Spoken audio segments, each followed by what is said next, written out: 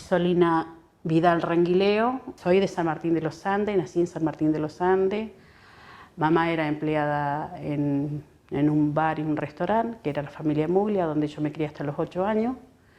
De ahí, después tuve 3 hogares distintos, porque estaba la casa donde yo me había criado, mi casa propia, donde vivía con mi madre y mis hermanas, mis abuelos que vivían en la comunidad Ancatruz, en Piedra Pintada, cerca de 30 kilómetros de Piedra de Águila, y tuve muchas vivencias de mis ancestros, de parte de mis orígenes mapuche.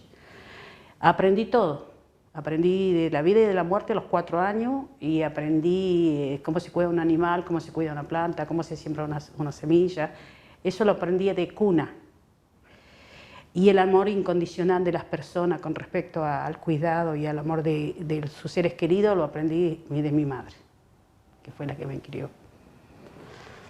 Me casé muy joven, me casé a los 16 años, me obligaron a casarme porque antes a nosotros nos criaban de una manera bastante dura, era una madre muy rígida, esto era blanco, esto era negro y se tenía que cumplir lo que ella decía.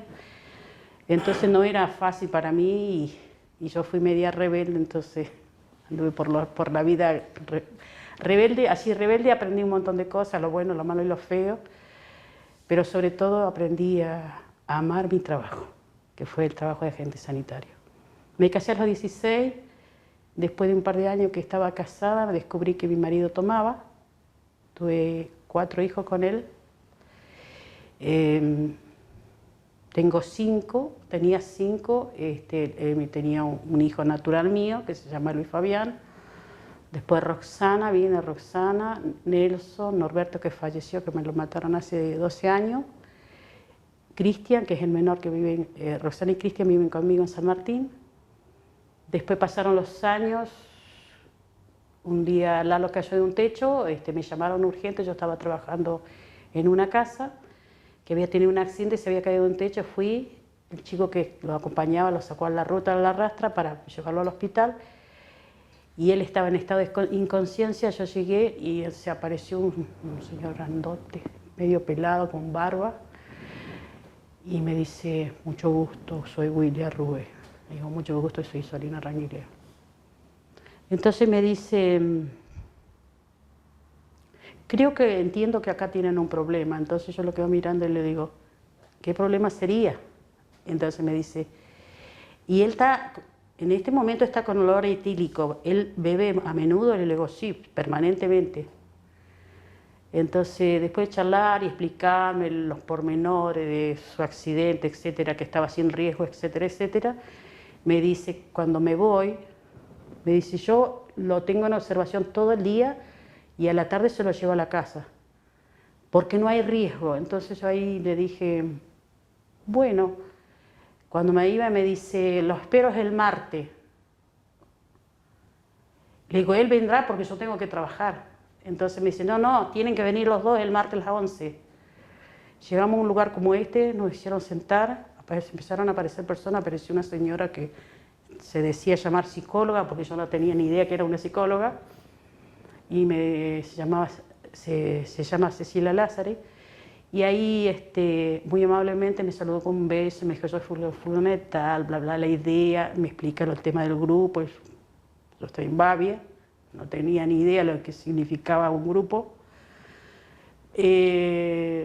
Pasa el tiempo, ya nos iba martes, jueves y sábado, y después estaba más en el hospital que en mi casa, o sea, trabajaba, tenía patrones buenos, entonces me autorizaban los horarios. Yo siempre trabajaba como cuidando casa, cuidando niños o empleada doméstica. Entonces, y siempre me quedaba responsable de casas, porque mis patrones viajaban al extranjero y yo me quedaba con sus animales, con las llaves. O sea, creaba esa confianza en mi persona que nunca supe por qué, pero siempre me dejaban sus casas, sus animales, inclusive sus hijos, estudiando. Y un día llegó Willy, que era el director del hospital, y me dice, ¿y usted qué estudio tiene, Isolina? Le digo, primario. Pero no terminé la primaria, le digo, porque si toda mi vida he trabajado, yo trabajo desde los 12 años. Y entonces me dice, ¿y qué espera para estudiar? Entonces yo lo quedo mirando y digo, este viejo me está cargando, me está hablando de verdad. Se sonríe y me dice, yo le estoy hablando en serio. Y yo también le hablo en serio, doctor, yo no le estoy haciendo un chiste. Me dice, porque usted tiene el perfil, me dice, y la personalidad para ser una excelente agente sanitario. ¿Y qué sería el perfil, doctor? Y dice, usted tiene un ángel especial para hablar con las personas.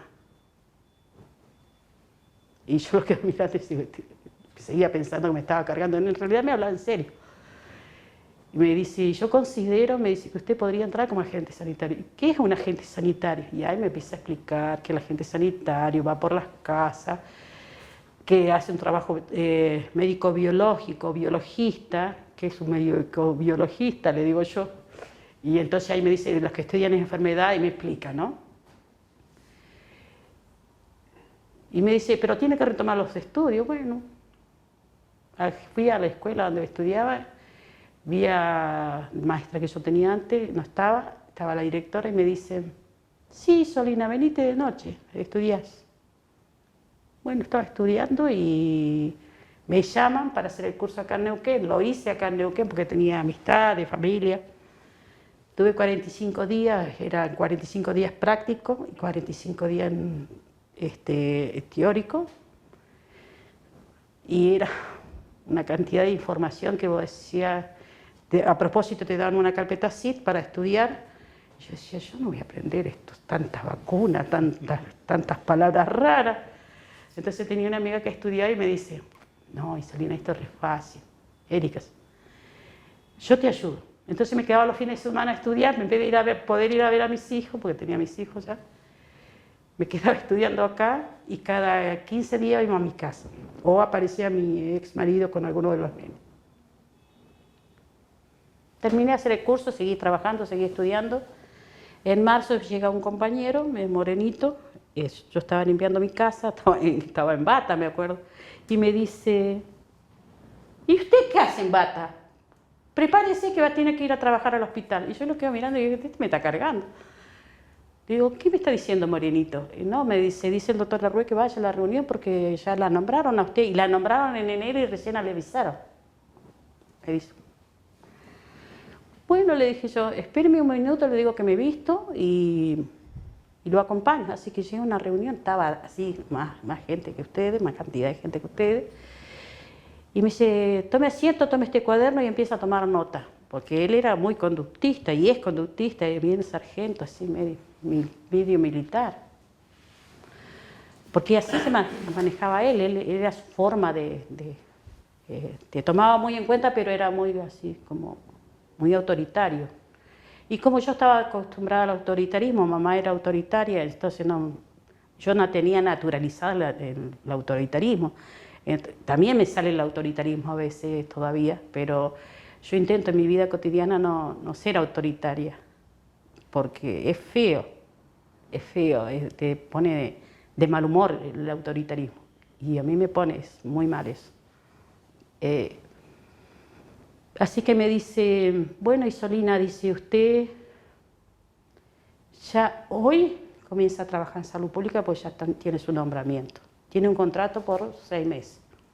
Bueno, usted se tiene que presentar a las 9 de la mañana, va a tener una carpeta, me dieron, me acuerdo, una mochila, me dieron todos los materiales, las planillas, yo las planillas las conocía porque había practicado acá. Me dice, usted tiene que hacer los bosquejos de la casa, me dice. Y como ya tenía más o menos idea, cuando salía al área salía en pañales, por decirlo de alguna manera. Así que golpeé una primera casa y me decía, oh, la Isolina pase, porque eran medio vecinas mías, todas las conocía. ¿Qué anda haciendo? Y le expliqué, le digo, no, estoy agente sanitario, tengo que llenar unas planillas, le expliqué, le mostré inclusive a la familia. Así que me pasaban los documentos, los datos. Y al principio no anotaba solamente la fecha de nacimiento y demás, vacunas, control y demás y cosas, me fijaba, observaba. Yo siempre fui mucho de observar, así que no tenía que preguntar demasiado. La cinemática me mostraba cómo era el lugar, así que no preguntaba demasiado. Yo tenía ese poder de observación porque me lo había enseñado mi madre. Decía que uno no tenía que hablar demasiado para darse cuenta de un montón de cosas. Uno, con qué seres se da cuenta dónde estás parado. Entonces eso a mí, en la vida yo la usé cotidianamente y la sigo usando. O sea, no pregunto demasiado, observo. Y cuando abro la boca, algunos caen de espalda, pero no importa. Es así. Es una realidad. Y yo amé mucho mi trabajo, profundamente mi trabajo. Si muriera y volviera a nacer, haría lo mismo. ¿Y cómo era el trabajo? Y el trabajo era salir a terreno, a veces me tocaba el área rural, salíamos a caballo con mis compañeros, me tocaba a veces Chapelco Arriba, que ahora se le llaman Paila Menuco en San Martín. Salíamos con Abel Jofré, que ahora también está jubilado, pero está enfermo lamentablemente. Y salíamos a caballo, salíamos a las 9 de la mañana y volvíamos a las 7 de la tarde más o menos. Y a veces nos agarraba la nieve, el viento blanco, así que nos teníamos que poner poncho, llevar las mochilas, llevar la medicación, las pastillas para los perros, tomábamos la presión, ¿no? Y por ahí en algunos casos, si Abel ya estaba bicho, se llevaba la balanza, que controlábamos a los nenes cómo estaban. Igual se hacía una visita mensual, después se empezó a hacer quincenal y ahora se hace semanal. Pero era todo a pulmón, muy a pulmón, porque uno iba aprendiendo a medida, aprendía más de la gente. A ver, nosotros aprendíamos la parte técnica, pero aprendíamos mucho más de la gente que de lo que aprendíamos en el hospital, porque, por ejemplo, yo hacer bosquejo no sabía, me enseñó la gente cómo hacer un mapa, cómo hacer un plano. Si yo arquitecta no era agente sanitario. Cómo ubicar una letrina, cómo hacer que el agua no se contamine, cómo promover las huertas, la granja, la parte de nutrición, salió bucodental, todas esas cosas que tiene la APS, ¿no? Se trabajaba, antes era vacuna, control de embarazada, control de riesgo. Aprender toda esa parte biologista de la medicina para poder aplicarla extramuro, porque el trabajo extramuro no es lo mismo que estar detrás de los muros o adentro de los muros. El trabajo en terreno te da libertad, te da emoción, te da la energía para seguir trabajando, la alegría de la gente, el llanto de la gente, el dolor de la gente, el duelo de la gente. Aprender todas esas cosas y acompañar no tiene precio. Porque yo hoy estoy jubilada y a mí la gente me dice, pero doña Isolina, ahora que está jubilada me puede ir a ver más seguido, puede ir a tomar mate conmigo, vaya a cenar, vaya a almorzar, vaya a ver a mis nietos, mis bisnietos. Y ahí alguien una vez me dijo, cosecharás tu siembra. Y yo creo que sí. Lo que sembré lo estoy cosechando. El afecto, el amor de la gente. Y te hago una pregunta, ¿siempre trabajaste en la zona de San Martín? Sí, fui a hacer pasantía a distintos lugares, como fui a distintos congresos en el país. Fui a conocer otras realidades también. Nosotros creo que fuimos muy enriquecidos en Neuquén, los agentes sanitarios, muy acompañados de la presencia de los que nos conocían. Nos acompañaron bastante. Los profesionales que tenías como jefe eran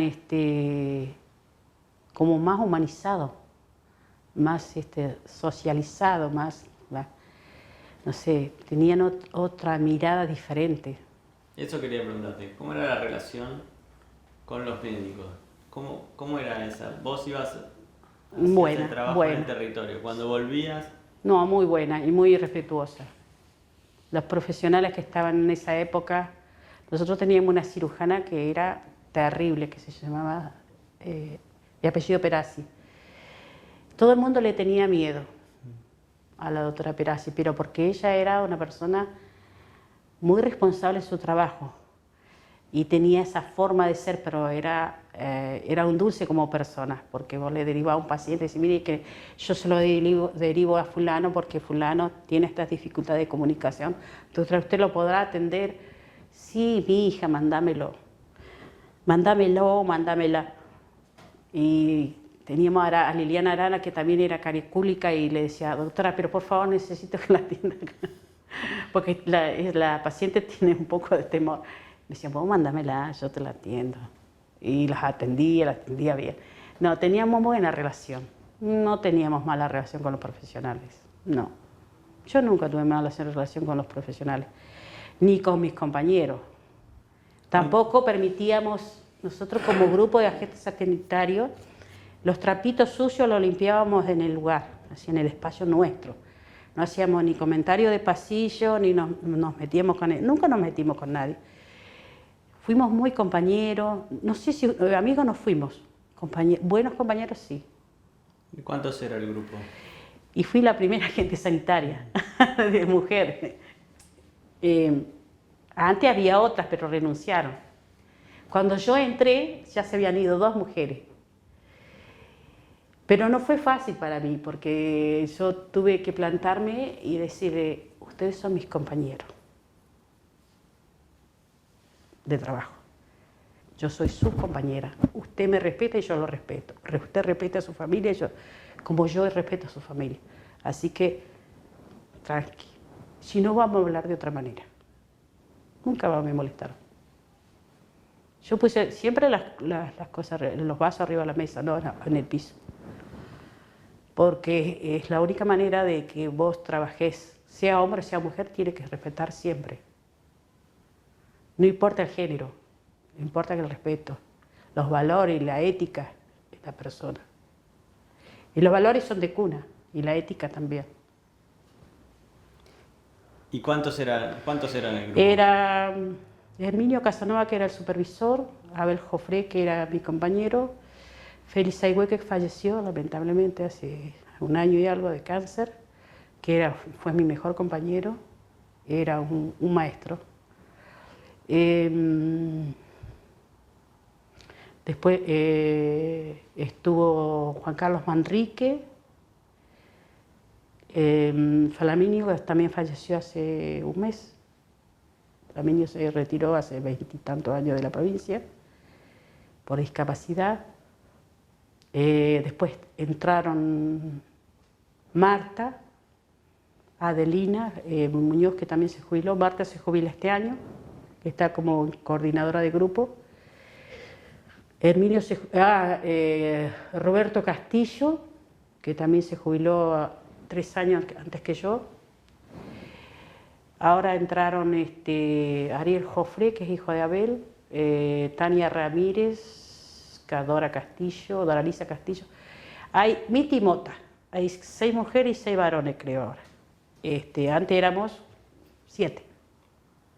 Llegamos a ser 8, pero después se fue.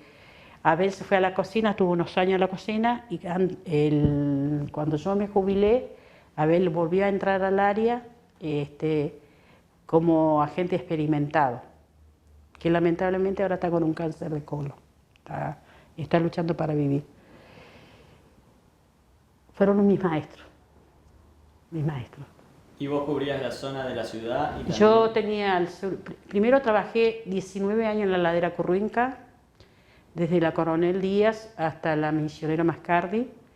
Trabajé en el barrio Calderón, Godoy, Tiro Federal, Julio Bey, Parque Sur,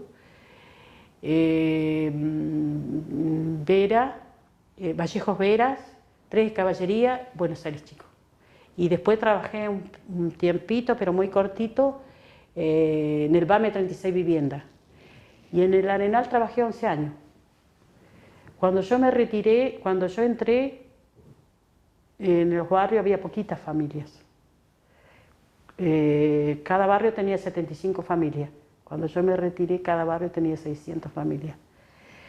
Y trabajé mucho haciendo promoción de huerta, granja, para mejorar la nutrición y la calidad de vida de las personas. Hacíamos letrina, mejorábamos los pozos de agua para no contaminar el agua y también contaminar las verduras cuando se hacían las siembras. Era un trabajo a pulmón. Si teníamos que arreglarle el techo a alguien, se lo arreglábamos entre todos los compañeros. Estábamos preparados para eso, si teníamos que hacer una letrina, la hacíamos. Después pasaron los años, de los 90 en adelante, empezaron a aparecer la red de agua, las cloacas, el gas, porque antes la gente tenía leña, toda leña, muy poquita familia tenía gas. Y ahora casi todos los barrios tienen gas, excepto los nuevos, los usurpados, no tienen. Pero, por ejemplo, está en el barrio La Arenal, arriba, en Colonia Maipú, que es nueva, tiene más o menos 10 años, que ahí ahora debe haber 10 familias argentinas y el 90% es paraguayo, que no tiene luz, están todos colgados, porque son terrenos usurpados. Y después está Cobizal, arriba, que es un barrio grandísimo, que Cobizal es, que le llaman Los Radales también. Después está el Comel Cayén, que ese barrio no se visitaba, antes se visitaba. Después Saigüe tenía La Vega, Villa Paúr, La Vega, Chacra 4, que es Gobernadores Neuquino, que está sobre la ruta. El Arenal es grandísimo, el Arenal debe haber más de 10.000 casas. Mucho, creció mucho. Pero los barrios más comprometidos son Chacra 4, que son la mayoría usurpadores. Y el problema está que ahí estaba el basural de San Martín antes. Entonces tuvieron que rellenar, igual la gente se inunda, igual el río sale para afuera, igual la red cloacal no funciona muy bien. Hay dos redes cloacales, porque hay una madre abajo que está cerca del lago, y después está la otra nueva, la primera, que fue la red cloacal del Arenal. ¿Y cómo era un día típico de trabajo tuyo? Y yo salía a las 9 de la mañana, y se hace un programa, nosotros usábamos un cuaderno, se hace el programa de la semana en un libro de acta, programaba nuestra semana. Si esa semana cambiaba, sobre la marcha, vos cuando salías, por ejemplo, yo estaba en el Arenal y me decía, Isolina, me llamaban por teléfono al barrio y me decían, vos podrás salir a Lago Hermoso, a Villa Langostura o a Beliquina con la salida programada. Sí, no tengo problema, yo voy. Nunca dije que tenía problema, avisaba a mis hijos nada más y me iba. Y a veces iba los chicos muchas veces siguen yendo a buscar las parturientas de Chile, ahí en Guau, a 45 kilómetros de San Martín. Todas las parturientas de Chile que viven en Pirihueco vienen y se hacen de parto en San Martín de los Andes porque es gratis. Porque la medicina todavía sigue siendo gratis. Esa es la garantía que tiene la provincia de Neuquén, todavía tiene la atención primaria es gratis. Y todo lo que tenga que ver con la praxis para la gente que no tiene dinero, está en los hospitales, están saturados. La calidad de la atención ha bajado, sí, ha bajado mucho, es una pena, pero creo que tiene que ver con el nivel de población, que ha crecido mucho en Neuquén. La provincia en sí está saturada.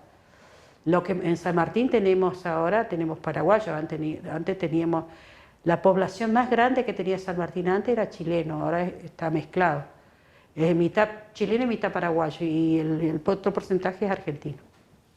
¿Y salías a la mañana con tu programación y cómo Me quedaba todo el día en el barrio. ¿Ibas casa por casa? Golpeaba casa por casa. Generalmente yo pasaba al puesto sanitario a buscar novedades, si había que citar a algún nene o alguna persona para alguna praxis. Yo iba a dejar el turno, pero a veces sobre la marcha yo estaba subiendo y la gente me decía, ¿puede pasar a la vuelta que tengo un problema que solucionar? Y a veces me encontraba que estaba pariendo una chica. Entonces tenía que salir corriendo hasta la salita porque no había teléfono. En ese tiempo nosotros no teníamos teléfono. Para hablar por teléfono tenías que ir a la salita corriendo. Bueno, ahí se modernizó, en estos años para adelante se modernizó porque ahora todo el mundo tiene celular. Y si necesita una ambulancia la llama, pero en la época que yo estaba, que estábamos todos nosotros, teníamos, por ejemplo, Abel salía a caballo y si aparecía una parturienta tenía que ir corriendo al galope al puesto sanitario para avisar que vayan a buscar a la parturienta porque os parían. Y a veces llegaba y a veces no llegaba. Estaba llegando al hospital y la parturienta paría en la ambulancia. Y bueno, y ahí a nosotros nos tenían zumbando, o sea. Entonces un día yo me enojé y le digo, ¿y por qué le tengo que cuidar el trasero a la parturienta? Si es la que va a parir es ella, le digo yo. ¿Por qué le tengo que cuidar el trasero a la parturienta si en realidad es ella la responsable de que va a parir? ¿Cómo no se va a dar cuenta que está por parir? Ya tiene como media docena de pibes. Y me miraba como diciendo, ¡ay, Isolina! Y claro, le digo yo, pues ¿cómo le voy a cuidar el trasero a esta parturienta? Digo, y un día me retaron porque una de mi hermana no tenía ningún control. Llegué a la guardia, que estaba mi hermana pariendo. Y me dice, Renguileo, venga para acá. Me dijo la obstetra. ¿Qué pasó, doctora?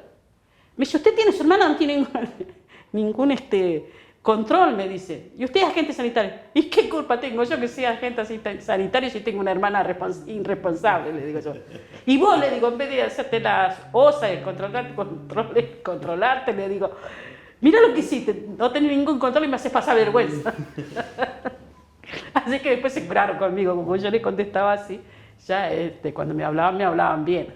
Pero cuando me hablaban a los gritos yo les contestaba igual. Entonces después me daba cuenta, digo, uy, estoy hablando mal. Pero ya había contestado. Mi naturaleza era así y sigue siendo así. Pero yo trato de controlar esa respuesta porque cuando contesto mal a veces después yo me doy cuenta y me siento mal. Entonces siempre trato de... He cambiado un montón. Si me hubiesen conocido en otras épocas, salen disparando. No, mentira. No, pero fue muy bonito. O sea, a nosotros nos hacían programar y teníamos que cumplir. Tenías que visitar 8 casas diarias. Ahí va. Si no visitabas las 8 casas diarias, alguna cosa estaba haciendo mal. Y yo creo que fue la única que dejé de visitar 8 casas diarias. Yo visitaba 5. Entonces, un día me dice la jefa, uno de los jefes me dice, porque usted, Renguileo, no está cumpliendo con las visitas domiciliarias, está visitando 5 casas, ¿usted qué está haciendo? Le digo, en mi casa no me quedo a dormir porque salgo temprano, y a usted le consta. Le digo, lo que pasa, le digo, una cosa es lo que se dice y otra cosa es lo que se puede hacer.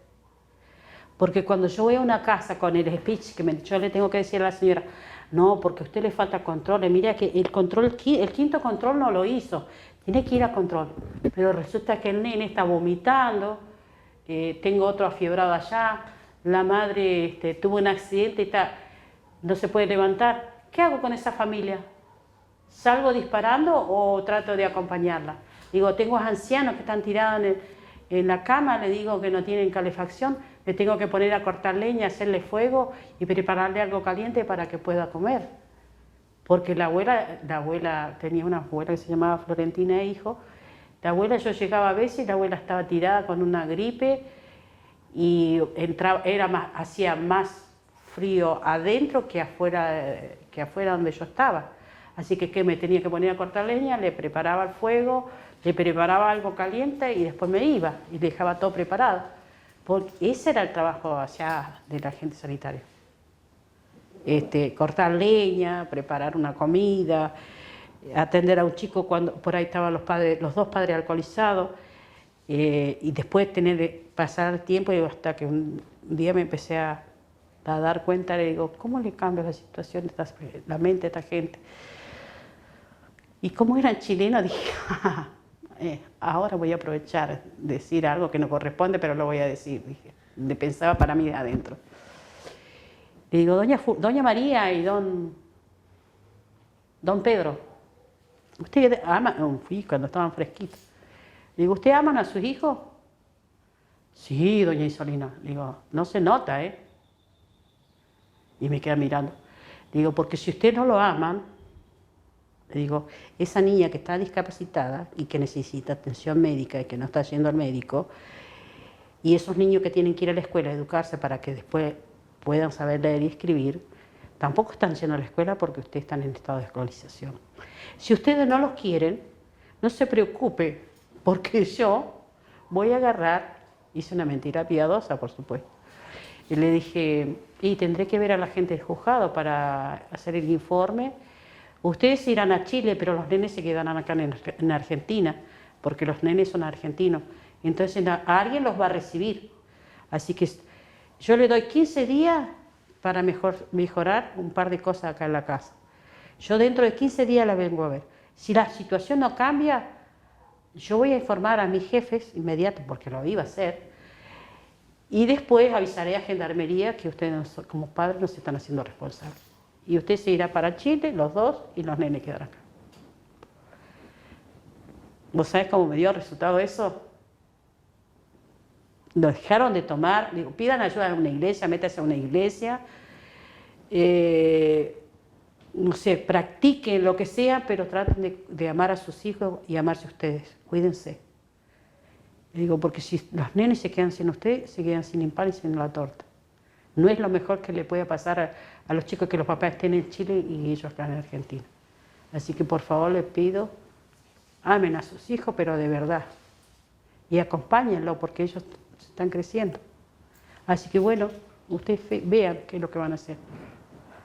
Bueno, pasó el tiempo, yo le llevaba semillas para hacer huerta, le llevaba pollo para que tuvieran gallina y qué sé yo, para la nutrición, para acompañar la nutrición. Y tenía unas preciosas huertas, porque el tipo sabía labrar, era un tipo que sabía hacer de todo, nada más que la embarraba cuando tomaba. Así que después con el tiempo se le dio un apoyo, existía un programa que venía de Nación, que se llamaba Fondo Rotatorio, que lo manejaba Zona 4, de mejoramiento de vivienda. Era mejorar hacer un baño y hacer una habitación. Si pagaban el fondo rotatorio, tenía posibilidad de acceder a otros préstamos, porque era un préstamo que se pagaba 2 mangos, pero la tenías que pagar. Eso dio muy buenos resultados cuando lo manejó Salud Pública. Después que no lo manejó Salud Pública, eso no sé qué pasó. Nunca más se dio así, pero los mejoramientos de vivienda, uno de los primeros mejoramientos de vivienda de barrio fue los fondos rotatorios que mandaba Nación a los hospitales. Eso dio muy buen resultado, como dio muy buen resultado el tema de las aves, de las crianzas, de los cerrados de vertiente, la crianza de gallina, el mejoramiento de todos los PERES domicilios en el campo, en el área rural, para mejorar la calidad de los ovinos y caprinos, y el cerramiento de las huertas para evitar la hidatidosis, porque en Junín de los Andes la hidatidosis es una endemia. Por ser en San Martín hay muy pocos casos, pero hay. Y casi la mayoría de las veces que yo encontré gente enferma de hidatidosis, preguntaba de dónde era y eran de Junín, no eran de San Martín. Así que bueno,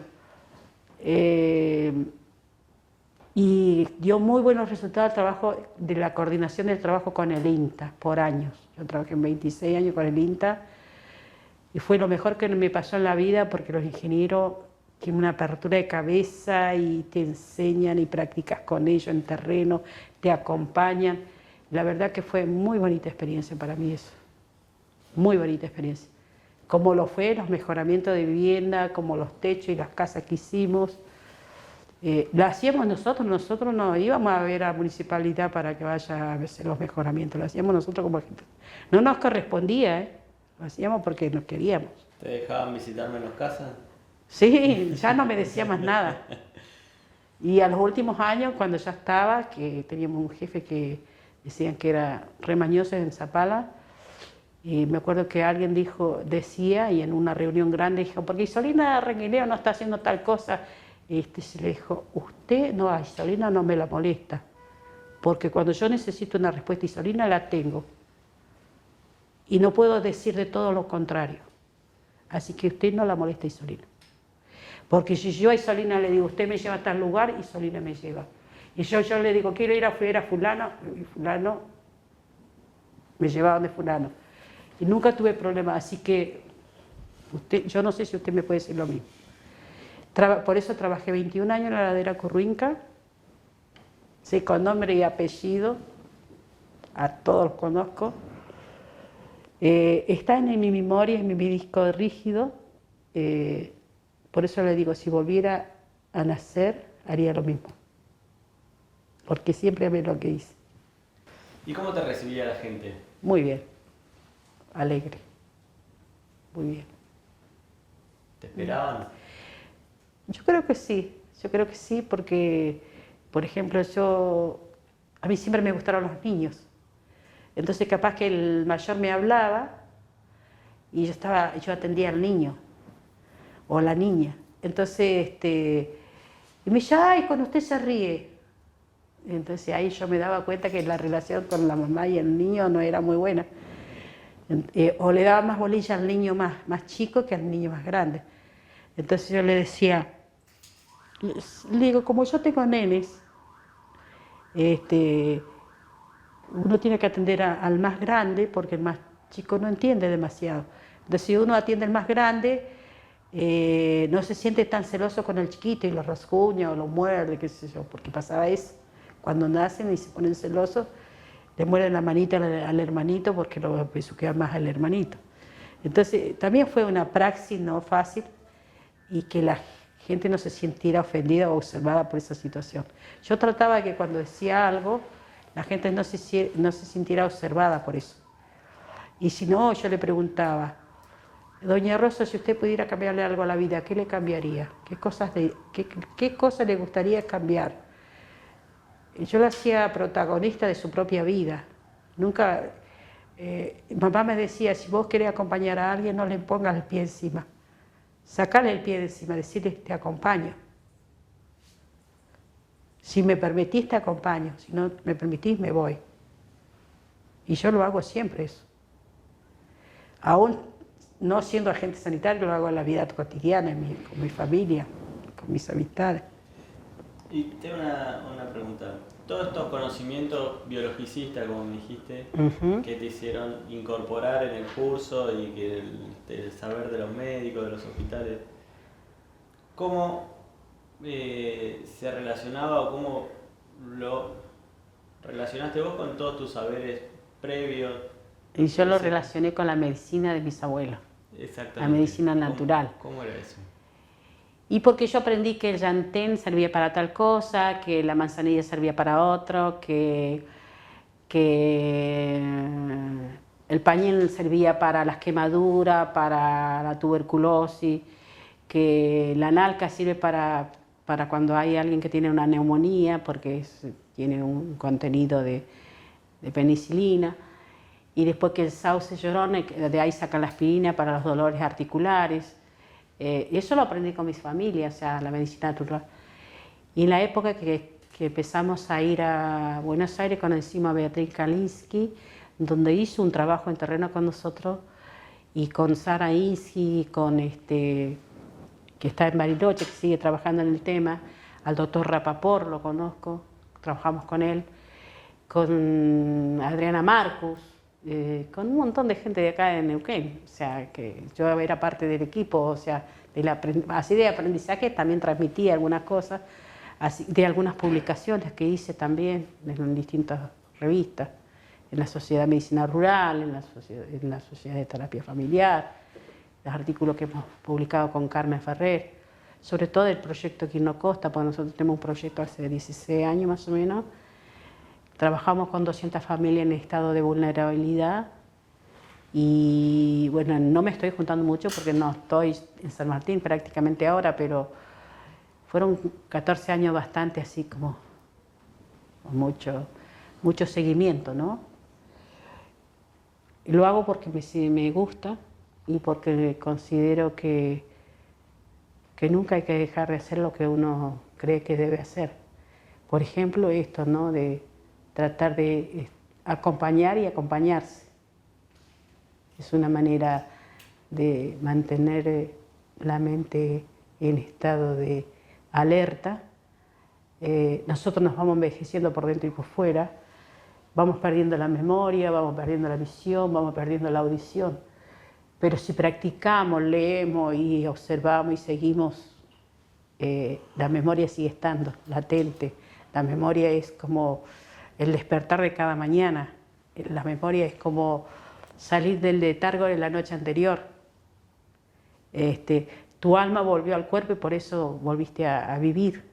La vida es todos los días. Como yo le decía, el Día de la Madre es todos los días y el Día del Hijo es todos los días. Porque todos los días tenés que atender a tus seres queridos. No de cuando tenés ganas. ¿Me entendés? Y ser madre o ser padre, ser abuelo. Ahora voy a ser bisabuela. Y ser padre o abuela es un afecto distinto. Es un afecto que tiene menos responsabilidad, pero que tiene responsabilidad en sí. Porque ser madre es una responsabilidad enorme. Nunca sabes si hacer las cosas bien o las haces mal. Y bueno, yo aprendí eso de la gente.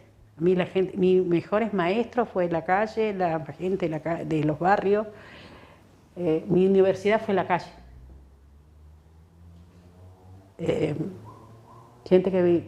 Y le aprendimos mucho de la gente extranjera, porque nosotros por muchos años recibimos médicos que estaban estudiando en Buenos Aires, en distintas partes del país, y después la gente que vino de Holanda, de Suiza, de España, de distintos lugares del país, del mundo, a trabajar con nosotros, a intercambiar, a ver el sistema de la provincia de Neuquén, la riqueza y todas esas cosas que nosotros sabíamos y que a ellos le fascinaban y que le parecía que lo podía, a lo mejor en algún momento de su vida lo podían poner en práctica. De hecho hay gente que a nosotros nos escribe y dice que ellos intentan hacer un trabajo parecido al que hacíamos nosotros acá en Neuquén.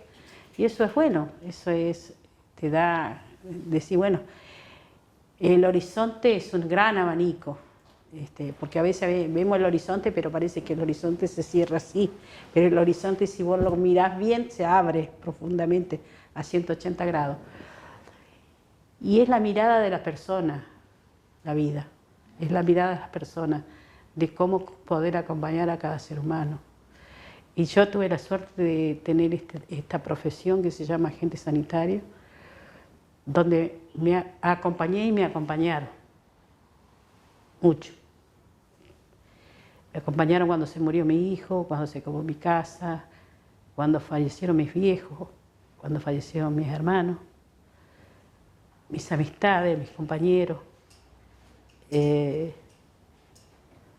recorrido mucho. Trabajé a temprana edad. La vida fue un aprendizaje muy importante para mí.